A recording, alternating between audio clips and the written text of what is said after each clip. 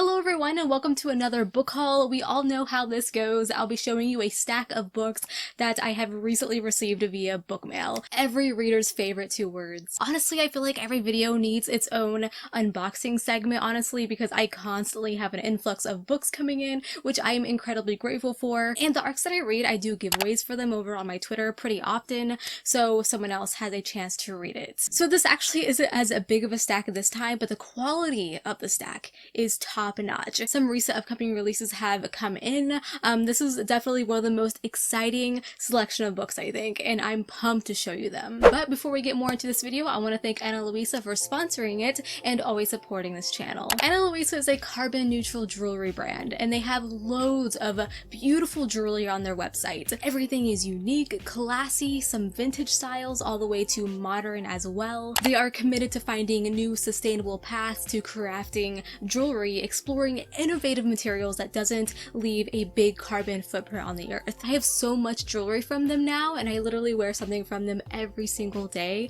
I'm constantly getting compliments on them. I have been sent a few new pieces today because they are constantly pumping out new designs. So I'm actually wearing two necklaces, and if there were ever two pieces that match, it's these ones. The first piece is this lock. It might look familiar because I wear a similar piece from them all the time, but this design, which is called Natty, got an upgrade. It's a simple gold lock, but now it's edged with diamonds. I absolutely love the option to add a little bit of sparkle to my everyday plain outfit. I'm seriously in a t-shirt or a sweater. There's no in between for me. And I think it looks really nice with the second necklace, which is a key.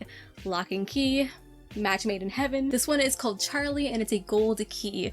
Very simple concept, but you can add such a strong meaning to it, especially giving it as a gift to someone. Maybe someone can have the lock and someone else can have the key. It's great. And finally, this bracelet that I'm wearing, which is called Louis. It is so freaking shiny. It's like a rope design, very different than a lot of other bracelets out there. It reminds me of a snake or something, but it's comfy. Sometimes other bracelets can pull on my arm hair, which hurts so freaking bad, but I have no problem with this one. And right now is the perfect time to shop their website because Mother's Day is just around the corner and they are having a huge Mother's Day sale. So you can click the link down in my description box. Ana Luisa is seriously the perfect gift for that special someone in your life.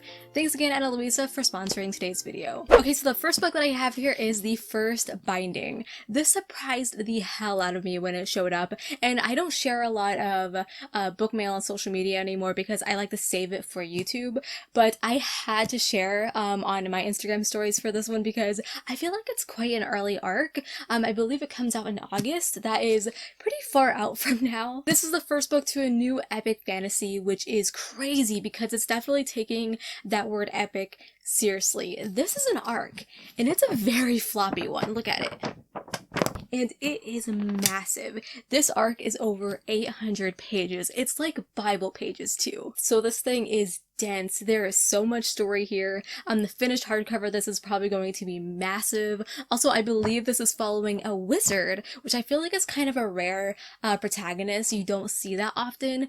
Wizards are so underrated. Okay, well, I'm not helping with that since like any RPG, I always choose the warrior class. The author actually mentioned how this book is written in a way where it's supposed to be like the story is being told to you by a master storyteller, which kind of reminds me of like the Lord of the Rings or maybe like Name of the Wind style. From what others have said, it interweaves between the past and the present and slowly chips away at answers the main character is searching for. It really does sound like a slower burn type of fantasy, which I can really enjoy. I'll definitely be doing a review for this one in the future, so subscribe, turn on my post notifications so you don't miss it. And then Tor offered me a copy of Daughter of Redwinter. Who could say no to that? Like, not even feasibly possible to deny, as this is one of my more anticipated releases of the entire year. This actually came today, so just in time for this video, and I was actually really surprised by its length. It's a lot shorter than I thought it was going to be, but I mean, that just might be the after effect of holding the first binding, which is a freaking cinder block. This arc is just about 330 pages, so a very manageable fantasy. It comes out in June, and it sounds so good. This author's previous series, so many of you have recommended it to me, and it's been on my radar, but I just haven't had the chance to pick it up yet. But now he has a new fantasy coming out. This is a Scottish-inspired fantasy following Rain, who can speak to the dead, but it's a gift or a curse, whatever way the reader wants to see it. It can get her killed, so she seeks out a known cult for protection. Sometime in the beginning, she rescues a woman along her way, and the story really takes off from there as Rain learns of this fortress harboring warrior magicians who are after whatever this woman stole. It legit sounds like some fantasy Netflix show. This is definitely a priority read for the summer, or even sooner, because I mean, I have it. Also, I love the blurb here. Those who see the dead soon join them. That's a threat. The next book was another huge surprise, and that was Alcatraz versus the Evil Librarians. Whoops. By Brandon Sanderson.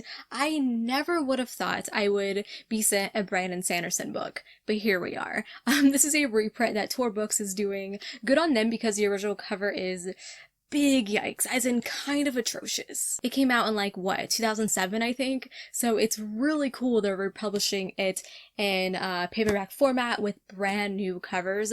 I've really heard great things about it. I've never read a middle grade by him, so that has me really excited. It's full of illustrations. Let me see if I can find a good one that is non-spoilery. Okay, so here's a full page spread. Ooh, here's another one. It just looks really fun, honestly. I love the whole idea of the story. It's a book about books, which is a direction you can never really go wrong with. It follows a boy named Alcatraz, and on his 13th birthday, he learns that his whole world is a lie and is actually run by evil librarians. He has a very special talent that allows him to break things, which makes him powerful, and he has to learn to like tame it and control those powers. This has also affected him negatively though, because it's labeled him as very troubled. He's whisked away on a mission by the sudden appearance of his grandfather, telling him he's actually the hero of his story. It just sounds really delightful and almost in the same vein as like a series of unfortunate events. Witty and full of charm and probably a lot of sarcasm, which is always very present in a Sanderson novel, and I can't imagine that not being a theme here, especially for a middle grade. And then Harper Voyager offered me a copy of The Wolfton, and I jumped on it because I've been interested in this one for such a long time because of the location and time period the book is set in. Also, this freaking cover gets me every time. This is based on the true history of ancient Roman times. It takes place in Pompeii, which is one of the most fascinating parts of history, I think. In case you didn't know, in 79 CE, a volcano erupted and lava covered the city and its people, preserving everything, and to this day, they are still discovering artifacts. So the author took that moment in time and created the story here, which is revolved around a real brothel at that time, and the women who had to suffer through these social issues.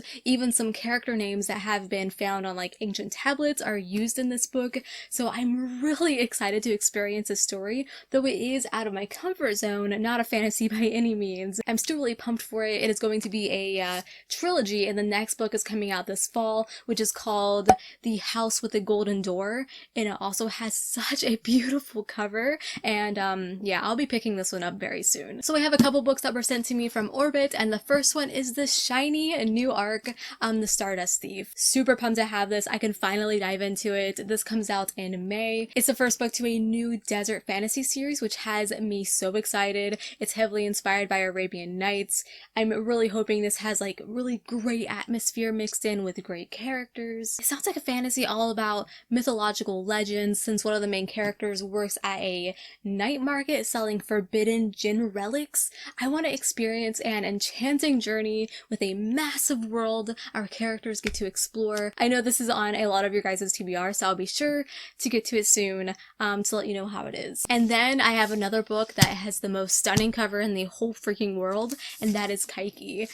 I'll be talking about this one again later, as I am currently reading it, so I'll keep this short, but this is a historical fantasy in the same vein as Circe, except this one is retelling the Hindu epic Ramayan vilified queen. This cover is so freaking beautiful. Seeing it on screen doesn't do it justice, so I recommend seeing it in person if you can, but all the jewelry that she is wearing is shiny and gold. The orange is so vibrant. Whoever designed this book deserves a freaking raise. It's perfect. And the writing is on the scale of like Gucci. Like, it's luxurious as hell. It's so detailed and beautiful. I'm really enjoying it so far, even as someone who leans more toward like the grimdark kind of stories. I am beginning to see why this is a lot of people's favorite book of the year, and I'm excited to keep reading. You can kind of see the shiny gold here, but go find it in person when it releases. It releases toward the end of the month. And the final book I have here is A Queen in Hiding, which is one I decided to pick up myself just because I've heard really great things about it. Also, it kind of haunted me. It kept appearing in random places in my life, whether that be on Twitter, a bookstore, someone else's video, an ad on the side of my freaking screen. And I finally gave in to the book buying demon and said, fine, I'll own you. But it's such like an aesthetically pleasing book to look at for some reason. This is the first book in the 9 Realms series, which consists of 4 books, and they're all out. All the covers match seamlessly, and I bet they look great together on the shelf. So another reason I hope to give this one a try and enjoy it, to have that whole collection. This one sounds like a very traditional fantasy with like the trifecta of tropes. You have political intrigue, royals in danger, people scheming behind the scenes who want to take over, magic, different cultures. It has an abundance of things I think make up for a fantastic fantasy. It sounds like a real page turner, and a lot of reviews for it are great. Alrighty, so those are all the books that have entered my household recently. Every book I have here I am super pumped to read. Tell me below the last book that you hauled recently because I would love to know. Also, don't forget to check out Ana Luisa for their big Mother's Day sale. Their website will be linked down below for you. And until we meet again, happy reading.